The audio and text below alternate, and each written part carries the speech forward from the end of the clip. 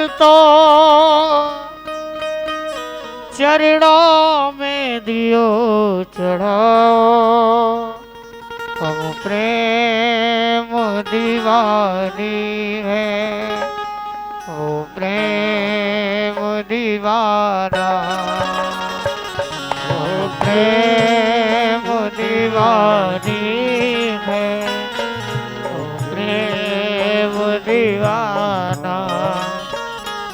ए उधो हमें ज्ञान की, ए उधो हमें ज्ञान की, पोथी न सुनाना,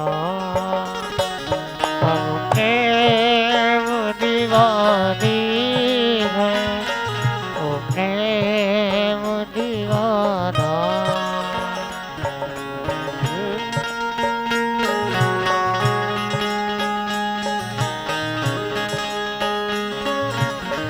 तन मन जीवन श्याम का, श्याम हमारा प्राण, तन मन जीवन श्याम का, श्याम हमारा प्राण, रोम रोम में बस रहा वो निर्मोही श्याम।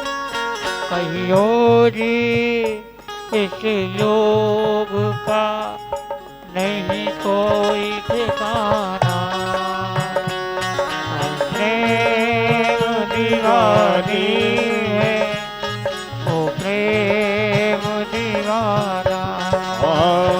मैं प्रेम दीवानी हूँ, वो प्रेम दीवाना। और महाराज उद्धव जी ने जाकर के श्री कृष्ण से, श्री जी ने केवल आंख खोली और बोले पूछे हरि कुशल तो चरणन में दियो चढ़ाए, तब दो अश्रु बिंदु टपके हैं और उद्धव जी उन अश्रु बिंदुओं को लेकर के पहुंचे हैं गोविंद के चरणों में। कहा आइए ज्ञानी जी, नहीं नहीं ये बताओ कि उन गोपियों ने तुमसे इतना प्रेम किया, उसके बदले में तुमने उनको क्या दिया? अरे थोड़ा बैठी कृष्ण, मेरी बात को बदलिए मत, तुमने उन गोपियों को क्या दिया ये बताइए। बोले मेरे खजाने में जो अमूल्य धन था वही मैंने उनके लिए दे दिया। तो तुम्हारे खजाने में अमूल्य धन ये आंसू हैं? बोले हाँ। साधक जब मेरे लिए रोने लग जाए, बिलखने लग जाए, चीख तड़पने लग जाए, उसकी तड़पन आ जाए, तब समझो मैं उसके बहुत निकट होता हूं। और वही विरह मैंने गोपियों को दिया।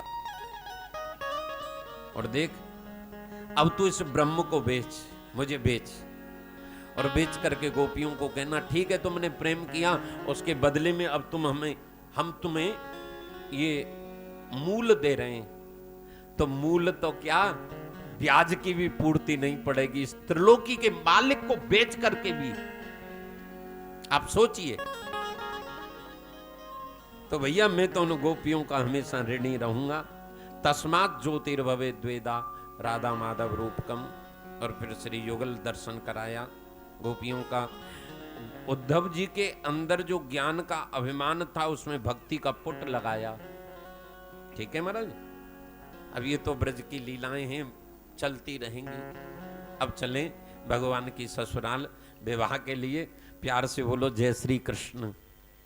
और विवाह भी गुप्ता जी कोई छोटी मोटी जगह ना है। हमारो कन्हैया बंबई के पास में रुक्मणी जी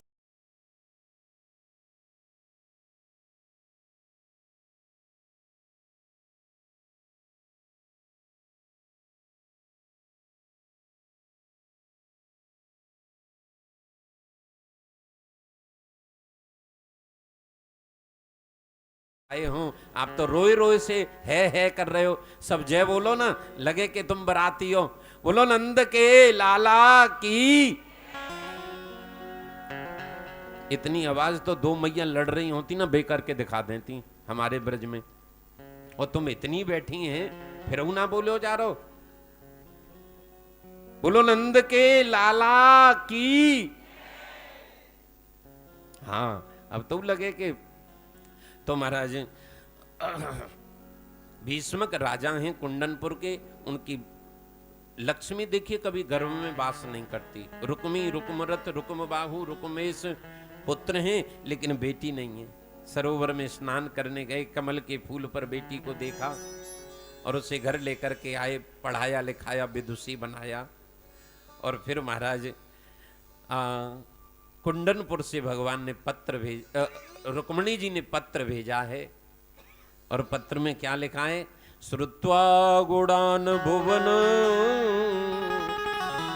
सुंदर शृणवतां निर्विश्य कर्ण विवरई हरतोंगतापम रूपम दृशामखिलार्थलाभम त्यजुता विशति चित्रपत्रपम में। आहा, केवल श्रीमान जी मैंने सुना है, देखा नहीं है, और आपको पति रूप में वर्ण कर लिया है। आप जिस दिन पत्र मिलेगा उससे अगले दिन आ जाइए। तब महाराज पंडित जी ने पत्र दिया और भगवान कुंडनपुर के लिए पधारे हैं। और देखिए कितना सुंदर इंतजाम है। 10,000 सखियां रुक्मणी जी को घेर करके चल रही हैं और उन 10,000 सखियों को 10,000 सैनिक घेर करके चल रहे हैं। श्री कृष्ण आए हैं और जैसे ही श्री कृष्ण आए तो एक सैनिक ने कहा, कौन है आप? कन्हैया हंस गए। एक सैनिक बोलो, अरे या के दांत कितने बढ़िया हैं। दूसरो बोलो, तू तो दांत ही देख रहो है, या के गालन में गड्ढे के खंजन क्या बढ़िया शोभा पा रहे हैं। एक बोलो, या को पीताम्बर तो बिजली को भी फैल कर रहे है। एक बोलो, या कि घुंघराली अलकावली तो देख कैसे कपोलन को बार बार छू रही है। 10,000 सैनिक कृष्ण की सुंदरता देखने में लगे हैं। ये कोई नहीं देख रहा ये श्रीमान जी कर क्या रहा है। ये अंदर गए और रुक्मणी जी को गोद में उठाया और लेकर के चल दिए। और रुक्मणी जी को लेकर के जब चल दिए तब दूर निकल गए। तब एक सैनिक ने कहा, ले गयो ले गयो ले गयो ले गयो। फिर चुप हो गया। इतने में देखा रुक्मी ने, रुक्मणी जी कहाँ गई? शिषपाल ने कहा, अरे बताओ ना कहाँ गई? बोले महाराज अभी तो यहीं थी, पता नहीं कहाँ चली गई। एक सैनिक ने कहा, मैं बताऊं? पहले क्यों नहीं बताया? बोले उन दोनों की जोड़ी बहुत सुंदर जच रही थी, मैंने सोचा इनको दूर भाग जाने दूं, तब कहूंगा कि ले गयो ले गयो ले गयो ले गयो। आ हा हा हा, ये रण छोड़ रहा है बेटा।